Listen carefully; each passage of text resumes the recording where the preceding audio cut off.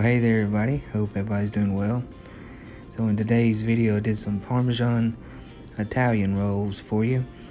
Just a easy little quick roll to whip up to have with whatever dish you want to serve it up with.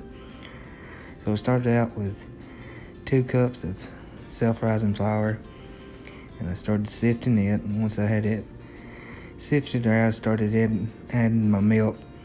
And I used 1 1/4 cups of milk. That's just a cup right there, but I used 1/4 more. And then I started adding my Parmesan. It's 1/4 cup of it. And just pour it in. And then it's a tablespoon of Italian seasoning will go in next. Once you got it in, I used 1 tablespoon of minced garlic goes in. And I always just wait to mix at the end. And then the good old butter goes in there. And I always freeze my butter before I put it in there to have my butter really good and cold. And then I'll chop it up in just little slivers or cubes, just however I want to.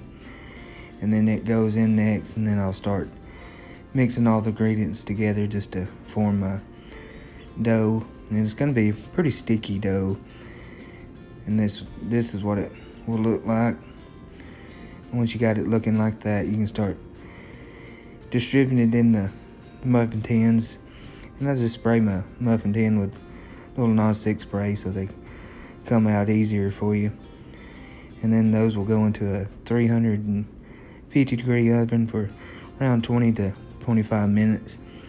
And once that's up, I'll kick it on to broil for a few minutes and just keep an eye on them and get my tops kind of golden brown, and then boom, there you go, some Parmesan Italian rolls. These are, like I said, an easy little roll that goes great with spaghetti or lasagna or whatever pasta dish you want to serve up. These go great with that, and it's just an easy little roll that's delicious to eat. Anyways, I love y'all. Thank y'all so much for watching.